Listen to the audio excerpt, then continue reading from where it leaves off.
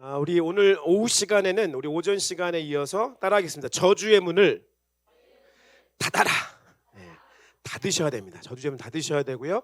여러분 아침에 우리가 축복의 문을 연다라고 하는 그 말씀을 나누고 여러분 어떻게 느끼신지 모르겠지만 제가 느낄 때 앞에서 느껴지는 제 마음 여러분들 안에 뭔가 풀어짐이 있기 시작합니다. 할렐루야. 여러분 이 축복과 기쁨과 즐거움의 힘은 세상에 있는 그 어떠한 핵폭탄과 같은 그 에너지보다도 강력한 에너지가 있습니다. 지난번에 제가 핵미사일을 비유해서 북한의 핵미사일은 핵을 분열하는 분열의 힘이다라고 말씀드렸는데 하나 되어지는 힘이 있습니다. 할렐루야. 하나 되는 힘이 있는 거예요.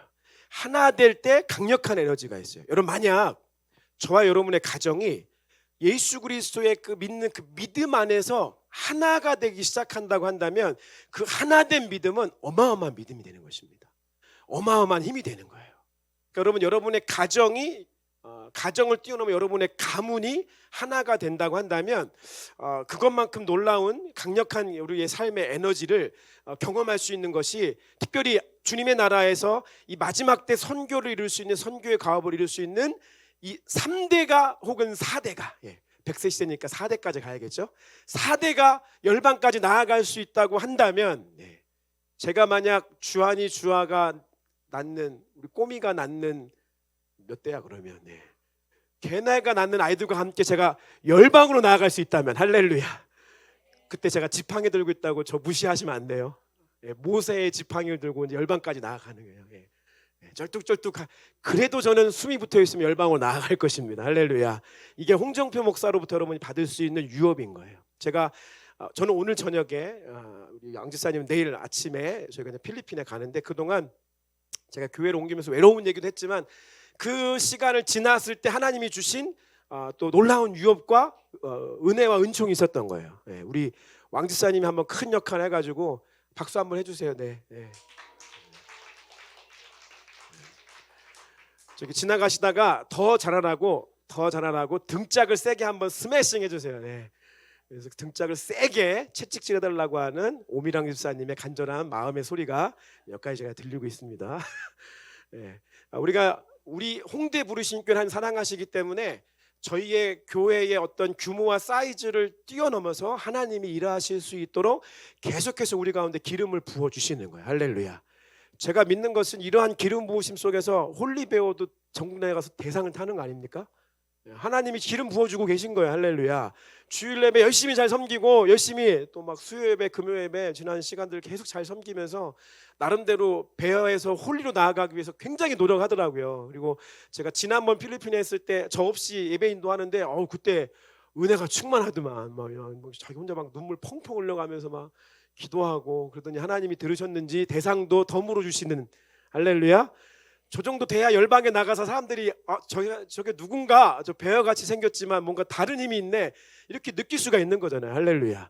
여러분 각자 모든 분야에서 여러분들에게 주신 그 기름 부으심을 쫓아 저와 여러분의 가정에서부터 하나가 되어지고 가정이 교회가 되어지고 그 교회의 가정교회가 모여서 이렇게 홍대 부르심교회가 이루어지면 우리 안에 정말 놀라운 하나님의 기름 부으심을 통해서 이 마지막 때 한민족을 통해서 이루실 주님의 선교의 가업들이 우리 세대에 정말 우리가 목도하면서 그 땅끝을 밟으며 기뻐하고 즐거워할 수 있는 것입니다. 여러분 이것을 믿으시길 축복합니다. 그러기 위해서 반드시 우리는 이 축복의 문과 저주의 문이라고 하는 이 과업을 이 한 해 동안은 잘 정돈하실 수 있는 시기가 돼야 돼요. 여러분 이제 다음 주가 추석이잖아요. 돌아오는 추석이어서 각 가정으로 돌아가시는 분도 있고 참고적으로 다음 주 주일 예배는 현장 예배와 줌 예배 둘 다 오픈해서 함께 예배 드릴 거예요. 그래서 현장에 오실 수 있는 분들은 가급적 오세요. 헥터도 여기 와서 같이 예배 드릴 거니까 예배도 드리시고 또 서울로 가족들이 올라오시는 분들은 참석해 주시고 지방으로 내려가시는 분들도 잊지 않으시고 가급적 우리 줌 예배로 함께 참석해 주시면 좋겠습니다. 그래서 여러분 우리 교회가 열심으로 하나님 앞에 함께 하나가 되어져서 하나됨의 에너지를 가지고 나아간다. 이런 마음을 품으셨으면 좋겠습니다. 오늘 그래서 이 말씀의 서두에 꼭 이렇게 오늘은 좀 칭찬을 해줘야겠다 싶어서 우리 서연아 자매를 한번 칭찬하겠습니다. 우리 열심히 창원에 내려갈 때 우리가 다들 몇 달 안 돼서 너는 못 나올 것이다. 이런 이러한 기대와 설렘과 저주를 뽑았는데 그녀가 자기는 할 수 있다, 보여주겠노라 얘기하시면서 지금 몇 달의 시간을, 여러분 창원이 뭐 어딥니까 사실. KTX를 타고 몇 시간? 3시간 걸려서 매주 나오는 거예요. 여기 명함도 못 내밀어 이제 우리가. 그래서 늘 말씀드리잖아요. 우리는 교회가 먼 게 아니라 뭐가 멀다고요? 집이 멀 뿐이다. 우리는 교회가 먼 게 아니라 내 집이 먼 거예요. 아무도 창원에서 오는 자매가 있기 때문에 그 누구도 뭐라 할 수 없다. 이런 결론에 도달하게 됩니다. 박수 한번 하겠습니다. 박수. 네.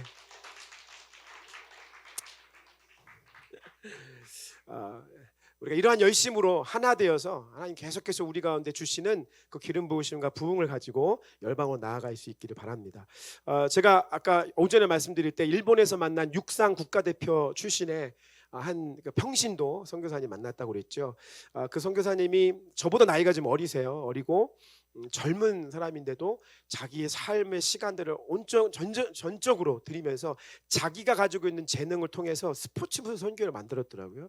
그래서 그 선교를 통해서 정말 아름답게 사역을 이루고 있는 것들을 보고 감동하고 기도하고 축복하는 시간을 가졌습니다. 하지만 그 선교사님마저도 그의 삶에 굉장히 어려움들을 겪으며 살아갔던 것에 대한 고백들을 우리가 나눌 수가 있었습니다.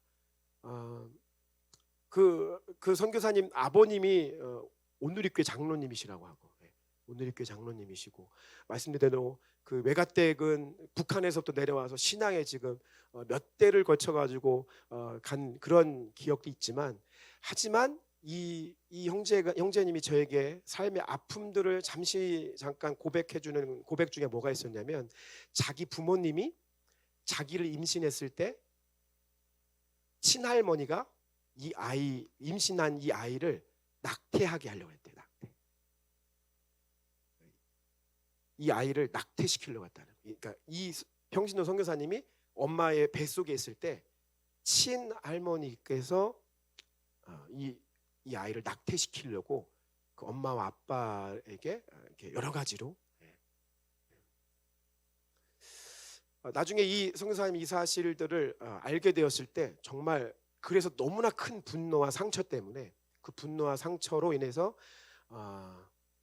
이제 그 교회는 어렸을 때부터 다녔지만 예수님 부정하고 오히려 더 막 나가며 살아갈 수 있는, 막 살려고 오히려 노력하는 그런 시간들을 가졌다는 거예요. 결국 이제 예수님 만나고 결국 이분이 친할머니를 만나서, 친할머니도 크리스찬인데, 크리스찬 권사님이신데도 그러한 일을 행하려고 했던 것에 대한 그 분노와 그 화를 평생의 원망과 불평과 그 마음으로 살다가 예수님 복음으로 예수 그리스도를 영접하고 복음으로 삶이 변화되어지고, 그 복음 때문에 용서하고 화해하고 축복해야 된다는 마음속에 그 할머니를 찾아가서 그 할머니를 예수 그리스도 이름으로 용서하고, 그 할머니가 이 형제님에게, 손자에게 예수 그리스도 이름으로 미안하다고 사과하고, 그래서 할머니와 손자가 부둥켜 안고 눈물로 화해하고 저주에서 축복으로 전환되어지는 역사를 경험한 거죠. 그래서 그러한 삶의 복음으로 완벽하게 변화된 삶의 흔적이 있는 사람들은 그 고백이 다릅니다, 여러분. 그러니까 일반적으로 우리가 할 수 있는 고백하고는 좀 질적으로 차이가 있는 것이죠. 여러분, 이렇듯 아무리 믿음이 교회의 직분을 가지고 있어도 삶에 이렇게 저주스러운 행동과 저주의 문을 열고 그것을 유지하는 경우들이 참 많다는 거예요. 여러분, 이거 다시 한번 제가 여러분들을 그리스도 예수의 이름으로, 제 중심으로 여러분을 사랑하고 여러분을 축복하고 여러분들을 목양해야 되는 그 큰 책임이 있는 홍대 부르심교회 담임 목사로서 여러분의 정말 간곡히 부탁하고 권면하는 것은, 우리 삶에 열려있는 축복과 이 저주에 대한 부분들을 명확하게 좀 인식하시고 우리가 이러한 작업들을 단 한 번에 뭔가 칼로 무언가를 베듯이 끝낼 수 있는 것은 아니지만, 이 시간을 통해서 계속해서 앞으로 여러분들이, 저와 여러분의 골방의 자리에서, 가정 안에서 이런 것들 이루며 나아갈 때 제가 확신할 수 있는 것은, 여러분의 가정은 분명히 주님의 복을 받을 수 있는, 형통할 수 있는 가정으로 완벽하게 변화될 수 있는 그 가능성을 가지고 있다는 사실을 믿으시길 축복합니다. 여러분, 언젠가는 저와 여러분의 자녀가, 내 자녀가 살면서 위기의 순간이 없겠습니까? 왜 위기의 순간이 없겠습니까? 이 세상 어디를 봐도, 성경을 통틀어서 어디를 봐도 위기의 순간이 없는 사람 아무도 없어요. 근데 믿음의 위대한 사람들은 어떤 사람입니까? 그 위기의 순간 가운데 어떠한 믿음의 고백과 어떠한 믿음의 기도를 하는가를 보면 그 사람이 믿음의 사람인가 아닌가를 볼 수가 있는 거예요. 나중에 우리 주한이 주하가 삶의 어려운 순간이 왔을 때 어떤 기도를 해야 됩니까? 우리 주한이 방에 들어가고 있습니다. 주한이가 내 아버지 왕윤재 집사님의 하나님이라고 고백해야 되지 않겠습니까? 할렐루야. 왕윤재 집사님, 네. 내 어머니 오미랑 집사님의 하나님, 내 아버지 홍정표 목사의 하나님이라고 고백할 수 있어요. 내 어머니 김초희 집사님의 하나님, 내 아버지 이실재 직분을 뭘로 해야 될까? 미래의 집사님의 하나님, 할렐루야.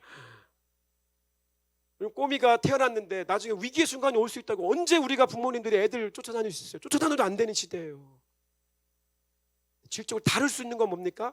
그들 안에 확고한 믿음의 유산을 가지고 그 믿음의 반석 유산 위에 서서 이러한 고백을 드릴 때, 그 성경은 온통 아브라함의 하나님, 이삭의 하나님, 야곱의 하나님, 자기 조상들의 하나님을 고백하잖아요. 다니엘과 느헤미야 말씀을 통해서 또 예레미야 말씀을 통해서 계속해서 이야기하는 거 뭐예요? 삶의 어려운 순간, 고난과 고통이 다가왔을 때라도, 바벨론의 포로로 잡혀가는 순간에도, 일본의 식민 통치를 받는 그 순간에도 믿음의 선진들은 하나님 저 악독한 바벨론을 멸망시켜 주세요. 하나님 저 일본 XX 이 사람들 다 멸망하게 해주세요. 이런 기도를 하지 않았다는 거예요. 믿음의 선진들의 기도는 달랐어요. 여러분 생각해 보세요. 바벨론 민족이어서 죄를 짓습니까? 여러분 일본 사람이기 때문에 죄를 진 걸까요? 아니에요, 여러분. 일본 사람이어서 죄를 진 게 아니라 사람이어서 죄를 짓는 거예요. 사람이어서. 저와 여러분 손 위에 칼이 들리고, 저와 여러분 손 위에 총이 들리고, 저와 여러분 손 위에 힘이 들리고, 저와 여러분 손 위에 명예가 있고 권력이 있고 돈이 있고, 우리 손 위에 이것이 있으면 여러분 이것으로 인해서 사람이 죄를 짓게 되는 거예요.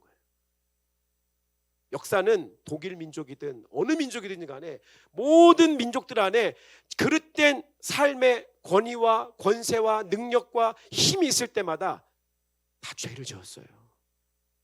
일본 사람이어서 죄 짓는 거 아니에요. 바벨론 사람이 나빠서 죄 짓는 게 아니에요. 하나님은 그런 죄인까지도 하나님의 사람들을 위해서 사용하시는 것뿐이에요. 그래서 믿음의 선진들의 기도는 달랐어요. 하나님 저 악한 저들을 멸망시켜 주세요라고 기도한 것이 아니라, 하나님 저희 안에 있는 죄가 무엇입니까? 내 안에 있는 죄가 무엇입니까? 우리 가정 안에 있는 죄가 무엇입니까? 이 민족 안에 있는 죄가 무엇입니까? 라고 하는 질문 속에서 기도했다는 것입니다. 우리 다니엘서 말씀 한번 띄워줘 보실래요?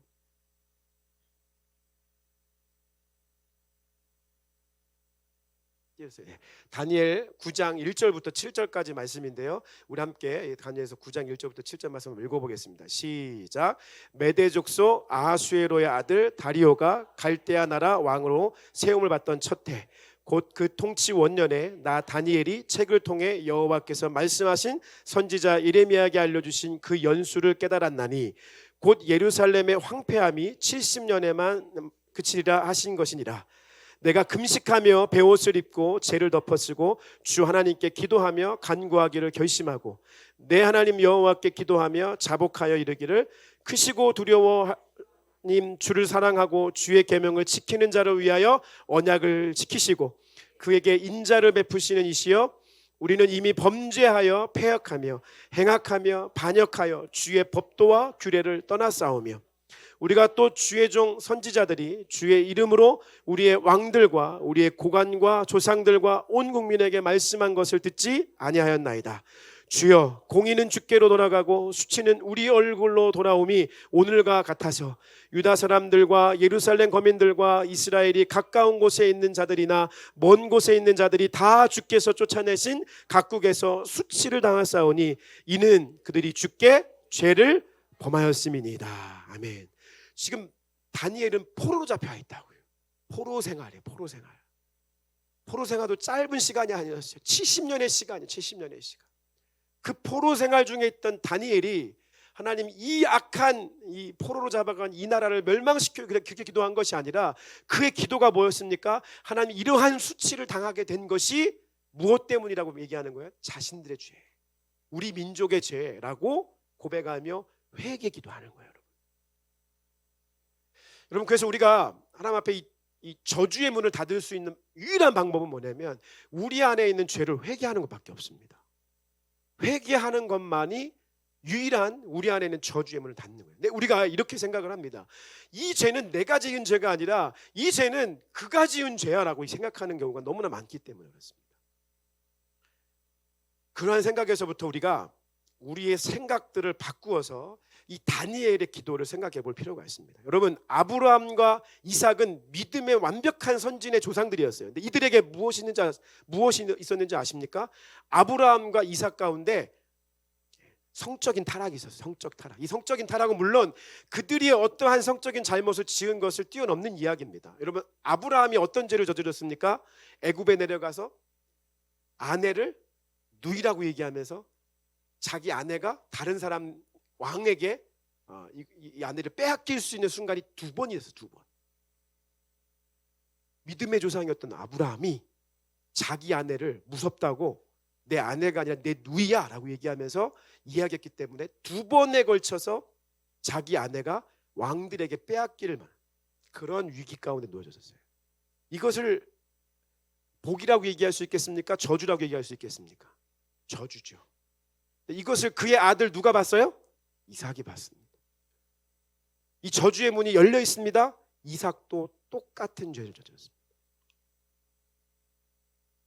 우리가 술 취해서 막 엄마를 막 때리는 아빠를 보면서 사람들이 그 아빠를 증오하고 미워하지만 나중에 결혼해서 똑같은 짓을 하는 것들을 자주 보게 됩니다. 내가 진짜 미워하는 우리 아빠, 내가 진짜 미워하는 우리 엄마라고 이야기하지만 돌아서서 가서 보면 자기도 똑같은 짓을 하게 되어지는 것들을 보게 돼요. 이게 뭐냐? 저주의 문이 열렸기 때문에. 아브라함과 이삭을 봤을 때 동일한 흐름들이 계속해서 흘러가는 것이죠. 한국 민족의 또 한국 교회에서 가장 강력하게 회개해야 되는 것이 제가 분열이라고 말씀드렸습니다. 분열. 한국의 장로교회 교회가 아니라 장로교회라고 하는 간판에 이름을 건 교단이 몇 개 있는 줄 아십니까? 400개가 있어. 400개. 400개의 교회가 아니라 400개의 장로교회라고 하는 교단이 있어요. 교단. 그러니까 여러분 돌아가다가 어디 장로교회 하면은 어디 장로교회인지 소속이 어딘지 몰라. 우리 성결교회만 봐도 성결교회가 3개의 성결교회가 있어요. 이거 뭐 커서 나눠지는 게 아니라 작아서 안 나눠지는 게 아니라 크든 작든 막 그냥 다 분열. 장로교단만 교단만 400개.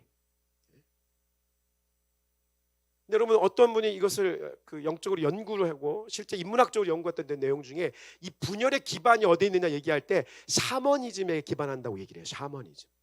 오늘 이 분열의 주제를 하나의 말로 주제를 설명하자면 따라하겠습니다. 사촌이 크게 보세요. 사촌이 땅을 사면 어디가 아파요? 여러분 어디가 아파요? 진짜 그렇습니까? 사촌이 땅을 사면 배가 아프다는 이 말을 외국 사람들은 도저히 이해를 못해요. 사촌이 땅을 사는데 왜 배가 아파? 한국 민족 안에만 있는 사촌이 땅을 사면 배가 아픈 거예요. 샤머니즘 문화는 우리 문화예요. 우리님. 여러분 이 무당이 점치고 무당이 구슬하고 할 때 여러분 다 그들이 영역이 있는 거 아십니까? 자기들 영역이 있어요. 구역이 있다고요. 다 구역이. 그 구역 안에서 우리님으로 그 신을 섬기는 거예요. 샤머니즘이. 그 동네 옛날에 동네 들어가면 선앙당이라고 하죠. 혹은 마을 입구에 있는 큰 나무 거기에 딱 그 마을을 지키는 신이라고 얘기하잖아요. 그곳에 무당이 굿하고 거기서 신내림 받고 그걸 한단 말이에요. 이게 좋은 의미에서 우리라는 표현들이 생기는데 우리는 되게 우리라는 말을 사랑하죠. 그래서 우리 교회 우리여서 좋죠. 근데 우리가 내 교회라는 얘기 잘 안 하죠. 심지어 여러분 얘기할 때 우리 남편이라고 하잖아요. 우리 남편. 정확히 얘기하셨네요, 권사님. 우리 큰일 날 일입니다. 근데 이 우리라는 것이 이게 공유가 되기 시작하면서 하는데, 이 우리라는 말이 이 샤머림 쪽에서 왜 분열과 연결되냐면, 내 안에 있는 이 울타리 안에 있는 것만 우리가 되는 거예요. 이 울타리 밖을 넘어가면 우리가 되지 않는 거예요. 그러면 이 샤머니즘에 기초한 민족들이 가지고 있는 우리라고 하는 문화는 우리여서 공동체성을 갖는 것이 아니라, 그 우리라고 하는 것 때문에 끼리끼리의 문화와 우리 옛날 말로 왕따, 일본 말은 이지메, 이러한 문화가 생기는 것이, 우리라고 하는 이 자기들만의 공동체 외에 모든 사람들은 우리 밖에 있는 사람들이기 때문에 거기서부터 분열이 생기기 시작하는 거예요. 이게 교회 안에까지 존재할 수 있다는 거죠. 이 분열은 철저하게 샤머니즘적 사상에서 기초한다는 것입니다. 또 다른 분열은 한국 사회와 문화 안에, 또 특별히 교회 안에까지 있는 것은 이 유교 문화로 인한 분열입니다. 여러분, 유교 문화 안에 뭐가 있어요? 장유유서라는 문화가 있죠. 장유유서. 장유유서라고 하는 문화가 있어요. 이 장유유서라고 하는 문화는 누가 더 나이가 더 많냐 이거죠. 누가 더 나이가 많냐. 저는 10몇 년째 젊은 목사로 살아가고 있습니다. 뭐 아시는 분 중에 아시는 분 중에 함께 선교 가셨던 분들, 홍수희 집사님이라고 아시잖아요. 저랑 딱 10년 차이 나시거든요. 10년 전에 저한테 젊은 목사님, 자기는 늙은 나이가 많다 이렇게 얘기하셨는데, 10년이 지났으니까 제가 10년 전 그 집사님의 나이가 됐어요. 근데 아직도 여전히 저를 만나면 뭐라고 불러요? 젊은 목사님. 네. 좋은 의미에서 젊은 목사인 줄 믿습니다. 그런데 이것을 안 좋은 문화 속에서 만드는 사람들 중에 하나는 이 나이라고 하는 개념 속에서 분열을 가져갈 때가 많죠. 우리 같은 개척교회도 젊은 목사가 개척한 교회, 어른들이 어떻게 해야 우리 패밀리라고 얘기하는 줄 아세요? 젊은 목사가 열심히 사역해서 살아남는 교회가 우리 패밀리가 되는 거예요. 제가 그런 것들을 느낄 때마다 굉장한 외로움을 느끼는 것이죠. 여러분, 이 장유유서라고 하는 이러한 유교적 문화 속에서 세대 간에 갈라지는 것. 한국은 치열하게 달수까지도 계산해가면서 네가 언니냐, 네가 동생이냐를 따져가죠. 심지어는 현재까지 아직도 빠른이라고 하는 이런 문화가 있어가지고, 왕윤재 집사와 또 누구지? 오미랑 집사님인가? 소연인가? 빠른 이거 하나 때문에 족보가 막 꼬여져 가는 이런 것들이 있죠. 따져야 돼. 그래서 누가 더 위고 누가 미친지를 명확하게 구분할 수 있는, 예수 그리스도보다 끊어지기를 오늘 선포하십시다. 할렐루야. 우리는 다 친구가 되는 거예요. 할렐루야. 서로 친구가 될 수 있는. 영어로 말하면 우리 제가 갑자기 헬로우 차 이렇게 하려고 아이 우리 고생 가능하잖아요, 그죠? 가능하잖아요, 우리가. 그래서 사실 여러분, 서구권에서 이런 것들이 많이 사라지다 보니까, 사실 여러분 서구권에 교회 목회 지도자들뿐 아니라 사회적으로도 젊은 사람들 중에 세계를 이끌어갈 수 있는 지도자들이 막 나와요. 그럼 페이스북이라든가 인스타그램 이런 거 만드는 사람들, 걔네가 막 40, 50대에서 만드는 거 아니잖아요. 창업할 때 막 10대 후반, 20대 초반 이럴 때부터 이런 게 막 나와요. 이게 이 장유유서. 너는 아직도 어려. 너 나이를 좀 더 들어보셔야 돼. 이제 이런 얘기를 하죠. 나이를 좀 더 들어보고, 그래, 좀만 더 지나봐. 김초희 집사님 애기 꼬미 나와봐. 이제 그때 돼야 알아. 이런 거. 내 나이 돼봐. 권사님 쌓인 게 많으신 것 같아. 이 장유유서의 문화 속에서 긍정적인 부분도 분명히 리스펙하는 부분도 있지만, 우리 안에 이것 때문에 분열하게 하는 것도 분명히 있다는 거예요. 만몬, 여러분, 만몬은 재물을 얘기하죠. 돈을 얘기하죠. 여기에는 제가 늘 말씀드린 것처럼 분주함이 따라옵니다. 분주함. 제가 마르다를 설명할 때, 마르다가 자기가 원하는 일들을 이루기 위해서 굉장히 분주했다. 그래서 분주했다. 그거에 끌려다녔다 그랬어요. 그럼 만몬에 빠지면 돈을 사랑함이 일만하게 뿌리가 되는데 만몬에 빠지게 되면 우린 늘 분주할 수밖에 없습니다. 이거를 쫓아가고 저거를 쫓아가고 우리의 삶이 집중할 수 없는 삶이 되는 것입니다. 제가 일부러 복은 영적 유업을 사모하자라고 하는 하나를 썼다면 저주의 문은 4개를 썼어요. 왜? 신명기 28장에도 아까 말씀드린 것처럼 딱 몇 배 차이 난다고 그랬어요? 4배 차이 난다고 그랬어요. 그래서 우리가 오늘 이 4가지 중에서 혹은 여러분 더 기억나는 것들 중에서 우리가 함께 기도해야 될 것들이 있습니다. 오늘은 욤키푸르, 이제 해가 지기 시작하는 그 순간부터 국가적으로 회개하는 이스라엘의 절기가 시작되는 거예요. 그렇기 때문에 이때에 우리가 저와 여러분의 개인의 삶뿐 아니라 저 여러분의 가족 공동체, 교회 공동체, 가문의 공동체, 민족 공동체 가운데 회개할 것이 있다면 회개하고 기도하는 시간을 갖고 싶고, 그거를 혼자 하고 싶지 않고 우리가 함께 하고 싶어요. 특별히 이 추석을 맞이하는 기간, 또 어떤 분은 이미 명절에 제사의 문제를 놓고 치열하게 지금 싸움하셔야 되는, 씨름하셔야 되는 분들도 계세요. 우리가 힘을 줘야 돼요. 이걸 이겨낼 수 있도록. 예레미야 애가 3장 40절 함께 크게 읽습니다. 예레미야 애가 3장 40절 시작. 우리가 스스로 따라하겠습니다. 여호와께로 돌아가자. 우리가 이거 하는 겁니다. 여호와께로 돌아가자. 저와 여러분의 가정과 가문은 여호와께 돌아가 형통한 삶을 살아가는 가정 되기를 소망하고 그러한 가정을 이루게 되기를 예수님의 이름으로 소망합니다.